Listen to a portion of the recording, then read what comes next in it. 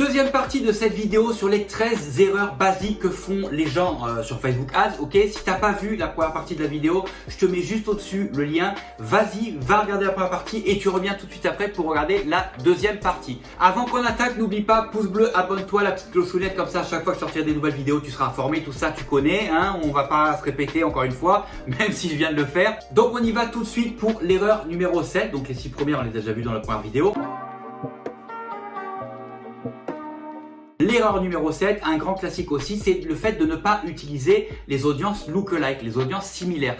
Les audiences similaires, c'est le TGV, tu vois ce que je veux dire? C'est que au plus vite tu peux passer sur les audiences similaires, au plus vite tu vas pouvoir scaler ton business. Tu peux le scaler d'autres manières, hein, mais on va pas en parler maintenant, mais tu peux scaler de plein de manières. Mais en tout cas, les audiences similaires, c'est la meilleure manière pour scaler ton business, c'est le TGV. Le fait d'attendre des plombes et des plombs pour utiliser tes audiences similaires, tu laisses de l'argent sur la table. Tu perds du temps et tu perds de l'argent. Donc à partir du moment où Facebook va t'autoriser à utiliser les audiences similaires, vas-y. Généralement, ça va se faire entre 100 et 200 achats ou 100 et 200 ajouts au panier, 100 ou 200 initiate checkout.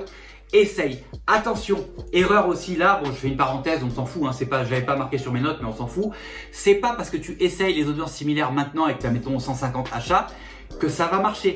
Ça se peut que tes audiences similaires ne fonctionnent pas maintenant. Si ça fonctionne pas, comme d'habitude tu attends 2 ou 3 jours, tu coupes et plus tard quand tu auras plus d'achats ou plus d'ajouts au panier, enfin dépendamment finalement de l'objectif que tu as choisi pour ta campagne, hein, quand tu auras plus de données, tu relances tes audiences et là, ça se pourrait que ça fonctionne. C'est pas parce que ça fonctionne pas maintenant que ça fonctionnera pas plus tard. Et c'est ça finalement la grosse différence entre les audiences normales et les audiences similaires. C'est que les audiences similaires, tu peux les arrêter et les relancer plus tard quand tu auras plus de données et ça se peut qu'elles fonctionnent plus tard, même si elles fonctionnent pas maintenant. Donc dès que tu peux utiliser les audiences similaires, utilise les audiences similaires.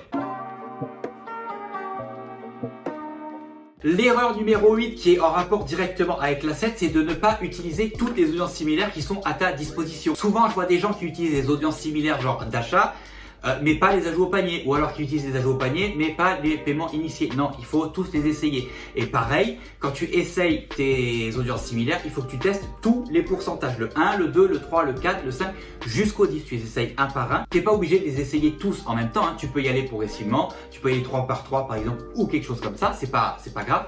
Mais l'idée, c'est que tu les essayes tous. Il faut tous les essayer, parce que ça se peut que le 1 fonctionne, le 2, le 3, le 4% fonctionne pas, le 5 fonctionne super bien, le 6 fonctionne pas, le 7 fonctionne, tu vois ce que je veux dire? Donc il faut vraiment que tu les essayes. Toutes les audiences similaires ajouts au panier, toutes les audiences similaires initiate checkout, toutes les audiences similaires achats, il faut que tu les essayes toutes. Aussi, un truc que personne ne sait, ou très peu de gens en tout cas savent, c'est que tu peux faire des audiences similaires à partir de tes audiences personnalisées. Après, ça veut pas dire que ça va forcément fonctionner, mais il faut que tu les essayes parce que ça se peut que dans le lot, tu aies des audiences qui fonctionnent et qui fonctionnent très bien. Donc il faut aussi que tu les essayes. L'erreur numéro 10, je crois que c'est la numéro 10. Ouais, bon, on va dire que c'est la numéro 10, hein, c'est pas grave. L'erreur numéro 10 que je vois très souvent aussi chez mes élèves, c'est le fait de se tromper d'objectif. Quand tu démarres une campagne, Facebook va te demander un objectif. En gros, Facebook va te demander, ok, qu'est-ce que tu veux faire? C'est quoi ton objectif? Est-ce que tu veux des clients? Est-ce que tu veux du trafic? Est-ce que tu veux des vues sur ta vidéo? Est-ce que tu veux de l'interaction? Facebook, il va bêtement faire ce que tu demandes. Donc si par exemple tu fais une campagne avec comme objectif des, je sais pas moi, des vues de vidéo, mais que tu fais pas de vente derrière, va pas te plaindre, c'est normal. Tu as demandé à Facebook de t'envoyer des gens qui sont le plus susceptibles de regarder tes vidéos. Donc c'est normal que tu fasses pas de vente. C'est pareil avec le trafic. Si tu demandes à Facebook de t'envoyer du trafic sur ta boutique, Facebook il va t'envoyer du trafic sur ta boutique. Ça veut pas dire que c'est du trafic qualifié, ça veut pas dire que c'est des acheteurs, ça veut juste dire que Facebook va t'envoyer du trafic. Il va faire ce que tu lui as demandé. Donc si tu veux des acheteurs, si tu veux créer des conversions, il faut que tu te mettes en conversion. Si tu veux du trafic, il faut que tu te mettes en trafic. Facebook va juste faire ce que tu lui demandes. L'erreur numéro 11, et celle-là est très très grave, et là on rentre vraiment dans les plus grosses erreurs, c'est de couper tes publicités trop tôt. C'est le fait d'agir avec tes émotions.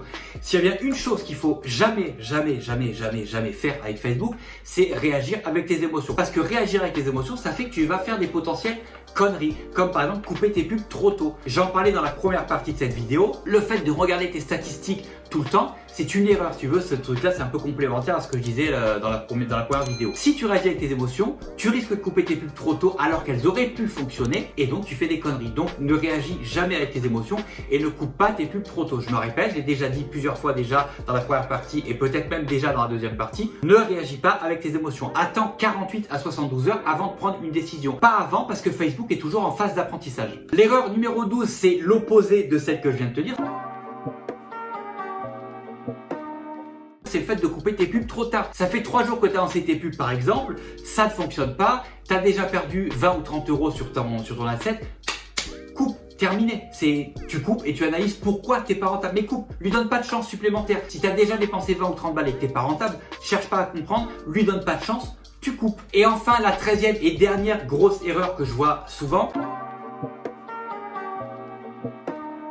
c'est le fait de commencer son retargeting trop tôt. Ça sert à rien de commencer ton retargeting au bout d'une semaine si tu as eu 800 visites sur ton site, que tu as fait 10 ventes et 30 à jouer au panier. Ça sert strictement à rien. Tu vas juste balancer de l'argent pour les fenêtres. Le retargeting se commence beaucoup plus tard quand tu auras fait par exemple 200-300 achats, 200-300 jouer au panier, 200-300 paiements initiés. Voilà, c'est là où tu vas commencer ton retargeting. Ça sert à rien de le commencer avant parce que tu vas juste jeter de l'argent par les fenêtres. C'est pas assez. Facebook a pas assez de données pour faire un retargeting correctement et t'as pas assez de personnes à cibler pour que ton retargeting, si tu veux, soit efficace. Voilà, c'est la fin de cette vidéo. J'espère que ça t'a été super utile. Si tu as des questions, dis-le moi dans les commentaires. N'hésite pas, on est là pour ça. N'oublie pas avant de partir de mettre un pouce bleu, ça aide au référencement de la chaîne, à t'abonner à la chaîne et à activer la petite clochounette comme ça à chaque fois que je sortirai des nouvelles vidéos, tu en seras informé. En attendant, moi je te dis bye. On se voit dans la prochaine vidéo. Tchuss!